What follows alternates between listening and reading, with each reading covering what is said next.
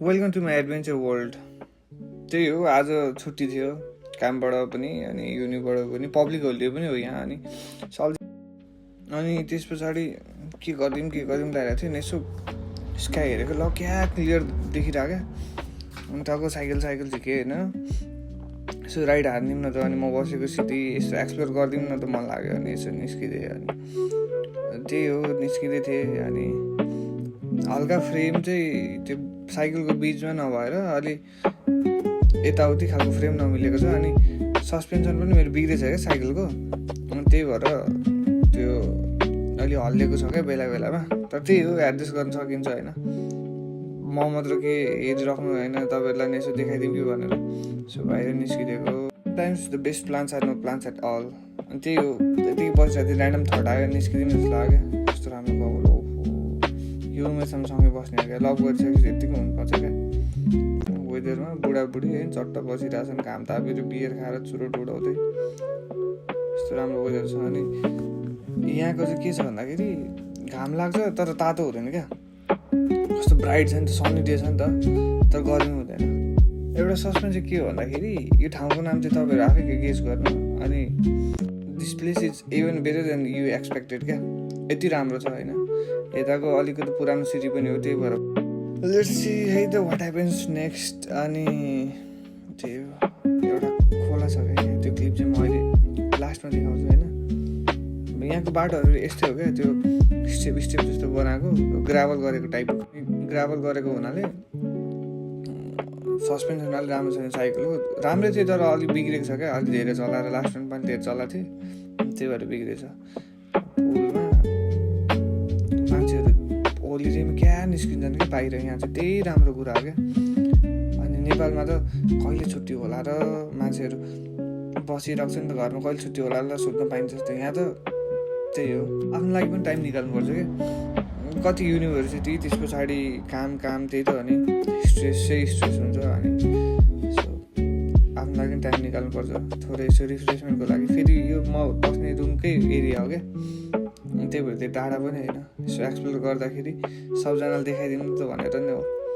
अनि अर्को कुरा, मैले यसरी भ्लग गरेको थिइनँ, अब भ्लगै भनौँ न त। अनि आज यो फर्स्ट टाइम हो, त्यस पछाडि त्यस्तो राम्रो बोल्न पनि सक्दिनँ म। त्यही हो, watch until the end for the best part है त। स्किप नगर्नु होला होइन, राम्रो छ लास्टसम्म, स्किप नगर्नु। आज छुट्टी पनि थियो। अनि इभेन्चुली आज फेरि सनी डे हो क्या। युजली यहाँ पानी परिरहेको छ, पानी पर्ने सिजन हो। अनि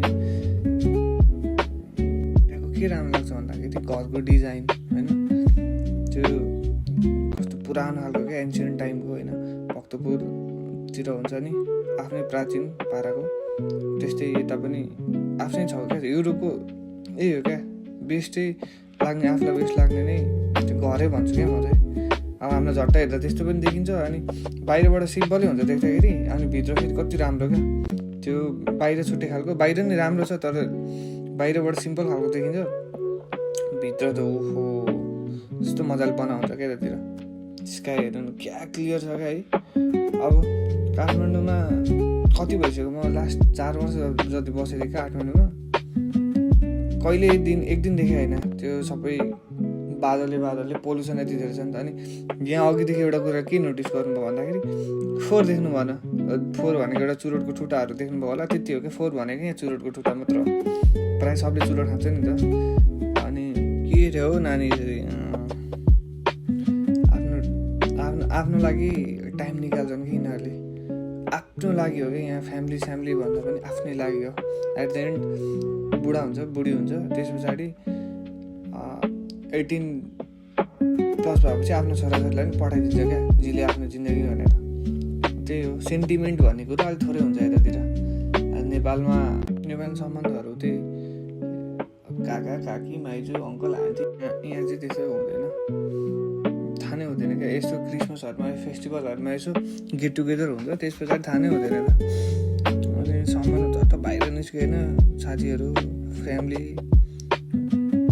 भन्दा पनि मोस्टली साथीहरू निस्किन्छ, नत्र फ्यामिलीमा बुढाबुढी। अनि चट्ट ग्यादरिङ गऱ्यो, रमाइलो गऱ्यो, रक्सी खान्छन्, बिहानैदेखि खान्छन्, मात्ने गरी खान्छन् यता होइन, मात्ने नै गरी खान्छन् क्या लिटरली। तर हल्ला गर्दैन। नेपालमा 2 प्याक खाने बित्तिकै ओहो यो भनिदिने सबलाई पिटिदिन्छु हानिदिन्छु काटिदिन्छु भनिदिने यहाँ छैन। क्लबमा पनि इभन कस्तो हुन्छ भन्दाखेरि त्यो रक्सी खाएको हो कि रमाइलो गर्न आएको हो कि मान्छे चाहिँ त्यो मलामी जान्छ नि साइलेन्ट क्या, त्यस्तो भन्नु खोजेको मलामी जान्छ नि त्यस्तै खालको पुरै साइलेन्ट क्या, म्युजिक बजिरहेको हुन्छ एउटा ब्याकग्राउन्डमा सफ्ट खालको, त्यस पछाडि आनन्दले गफ गर्छन् रक्सी खान्छन् त्यस्तो हल्लै हुँदैन क्या। अनि एउटा कुरा हामीलाई थाहा नै हुँदैन क्या बाहिर ननिस्केसम्म नहिँड्नेसम्म the world has so more to offer क्या, त्यो कुरा हामीले लिन सकिरहेको हुँदैन क्या। वर्ल्डले मतलब प्रकृतिले दिइरहेको हुन्छ हामीले लिन सक्ने नसक्ने भन्ने कुरा हो। त्यो अब यहाँ ठ्याक्क सक्यो सिटी सक्यो होइन, यहाँबाट टर्न लिँदै म फेरि त्यही बाटो हुँदै आउँदैछु। अनि यतिकैमा एउटा मलाई साथीको जोक्स आयो क्या, यस्तो मोटिभेट गर्थ्यो हामीलाई यस्तो मोटिभेट गर्थ्यो। अनि के भन्थ्यो भन्दाखेरि बाटो जति कठिन भए पनि हामी यात्रा रोक्न हुँदैन रोकिँदैन भन्थ्यो क्या।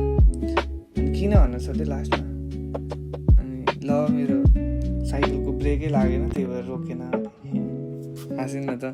तर साइकलले हल्का हल्लाए पनि भिडियो त राम्रै आइरहेछ है, हल्लिनु चाहिँ हल्लिरहेछ यस्तो हल्लिरहेछ नि सेक भइरहेछ नि।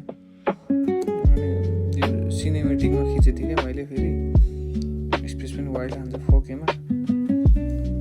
अनि त्यही हो एकछिन अल्छी लागेर फुत्त निस्क्यो अनि यसो रेकर्डिङ गरिदिउँ न त भनेर एउटा ठ्याक्क त्यो सेल्फ स्टिकको क्यामेरा स्ट्यान्ड थियो क्या मसँग, त्यही साइकलमा हालेँ अनि चलाइदिएँ। अनि अब चाहिँ म तपाईँहरूलाई यहाँको बेस्ट पार्ट यो खोला देखाउँछु क्या, यस्तो राम्रो खोला छ, यस्तो क्लिन छ क्या, यस्तो क्लिन छ होइन, माथिबाट हेर्दा तल माछा देखिन्छ क्या, माछा लिटरली गर्न मिल्छ क्या। ट्राउट माछाहरू देख्दाखेरि यस्तो मिठो हुन्छ जस्तो लाग्छ है, नेपालमा भए चट्ट फिसिङ रड लाने एक दुईजना साथीहरू मिल्ने एक दुई झोला लिएर आउने खाइदिने, यस्तो हेर्नु न यस्तो क्लिन छ है पानी पनि। अझ हिजो अस्ति पानी परिराखेको भएर अलिकति निलो निलो भयो क्या, नभए यस्तो क्लिन छ।